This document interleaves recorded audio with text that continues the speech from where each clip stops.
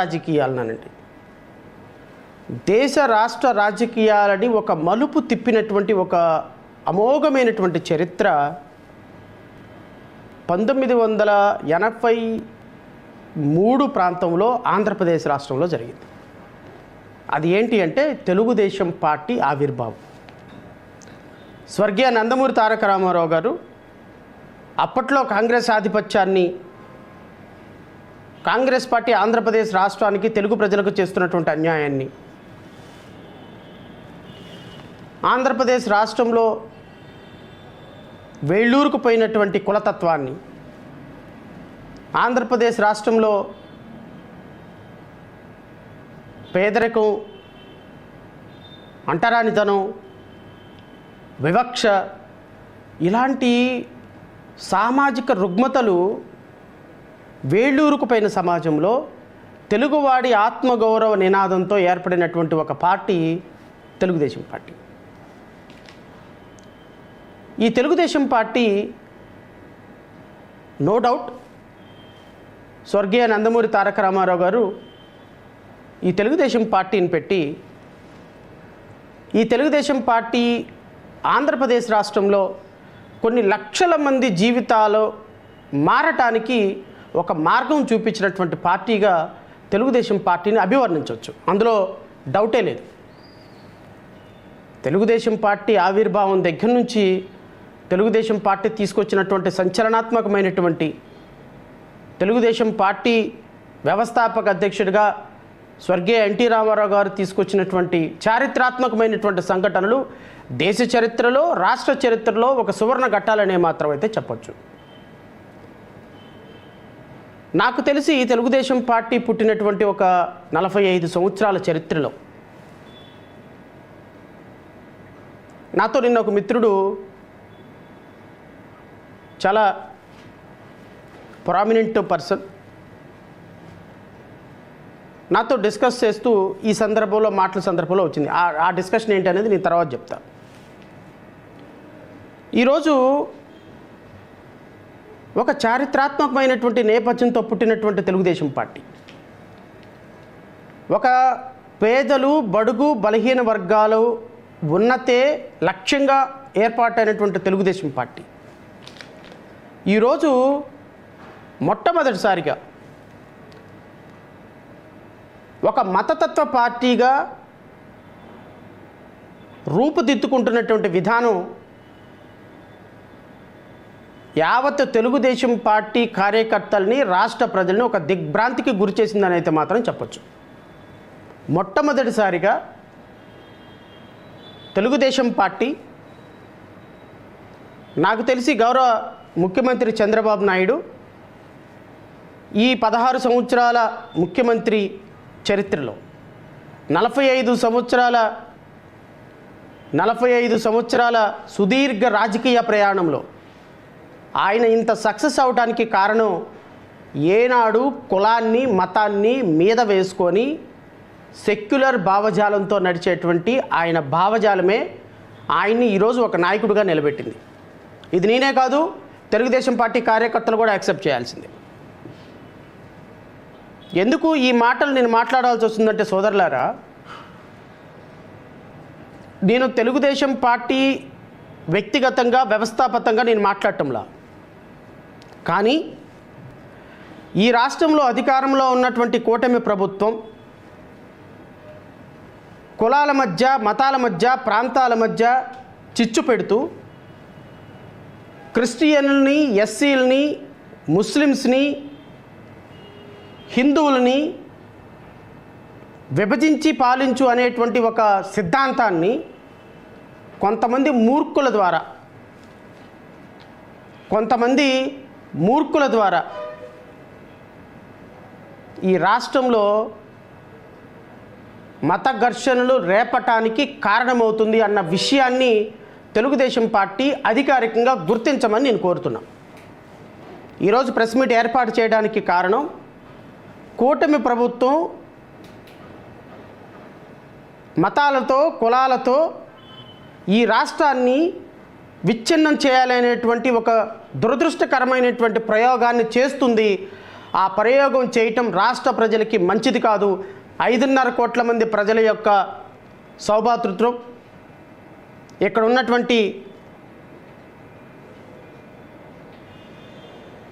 మత సామరస్యం, ప్రజల మధ్య ఉన్నటువంటి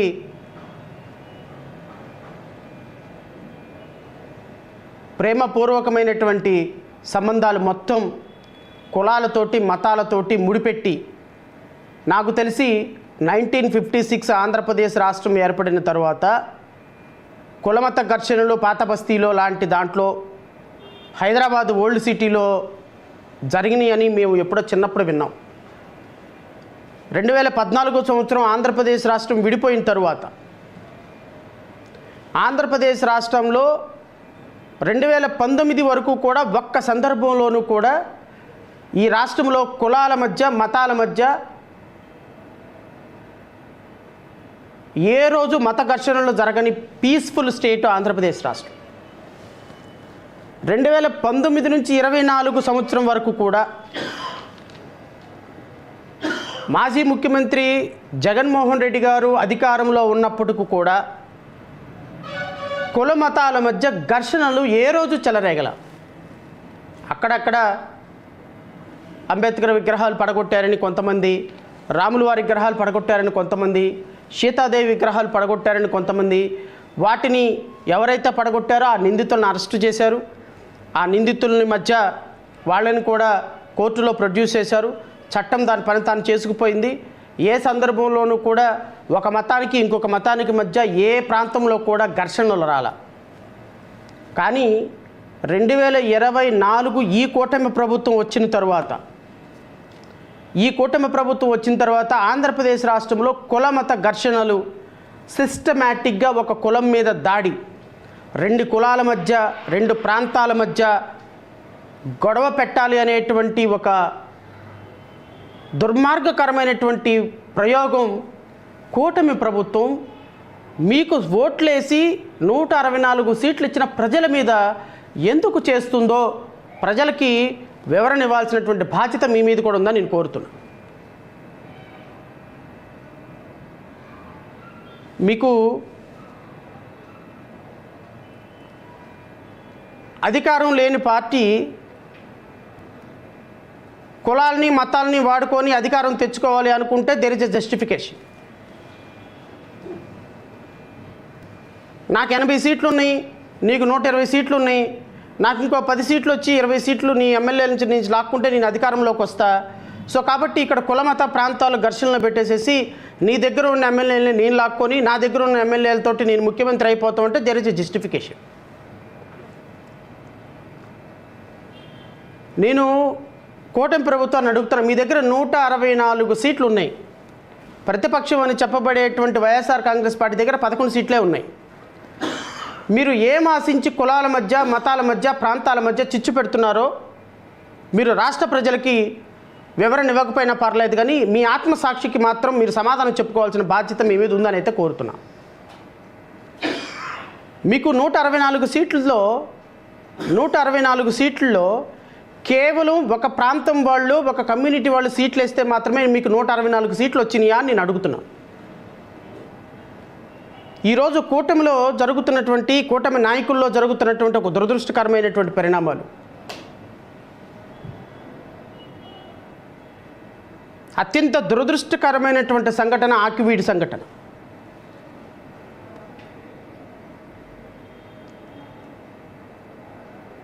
అత్యంత దురదృష్టకరమైన సంఘటన ఆకువీడి సంఘటన. అంతకంటే దురదృష్టకరమైన సంఘటన తిరుమల వెంకటేశ్వర స్వామి లడ్డు కల్తీ. తిరుమల వెంకటేశ్వర స్వామి లడ్డు కల్తీ. గౌరవ ముఖ్యమంత్రి చంద్రబాబు నాయుడు గారు ముఖ్యమంత్రి హోదాలో వెంకటేశ్వర స్వామి ప్రసాదంలో జంతు కొవ్వు కలిసింది అని చెప్పి ఈ రాష్ట్రంలో ఒక 6 నెలల పాటు చేసిన యాగి ప్రజలు మర్చిపోలే. నిజంగా ఆయన ఒక బాధ్యత కలిగినటువంటి ముఖ్యమంత్రి అయితే కలియుగ దైవానికి జరిగినటువంటి ఒక ఇబ్బందికరమైనటువంటి పరిస్థితిని ప్రజలకు చెప్పకుండా, దాన్ని పబ్లిసిటీ చేయకుండా, కేవలం దోషుల్ని పట్టుకోవడానికి మాత్రమే తమకొచ్చినటువంటి అవకాశాన్ని వినియోగించుకొని నిజమైనటువంటి స్వామి భక్తుడిగా ఉండేవాడు. కానీ చంద్రబాబు నాయుడు నిజమైన వెంకటేశ్వర స్వామి భక్తుల కంటే పొలిటీషియన్ కానీ ఎక్కువ ప్రయారిటీ ఇచ్చిన కారణంగా జరిగిన అన్యాయం, జరిగింది అని చెప్పబడుతున్నటువంటి అన్యాయాన్ని, జరిగింది అని చెప్పబడుతున్నటువంటి అన్యాయాన్ని అన్వయించుకొని ఈరోజు లడ్డూ ప్రసాదం మీద ఒక తీవ్రమైనటువంటి దాడి, హిందూ సమాజం మీద తీవ్రమైనటువంటి దాడి చేస్తూ ఈ ప్రాసెస్లో భాగంగా క్రిస్టియన్ని, ముస్లిమ్స్ని కూడా దోషులుగా నిలబెట్టే ప్రయత్నం ఎందుకు చేశారో అని నేను అడుగుతున్నా. రాష్ట్ర ప్రజలు గమనించాలి. స్వర్గీయ ఎన్టీ రామారావు గారు పెట్టినటువంటి తెలుగుదేశం పార్టీ దశ దశల దాటుకుంటూ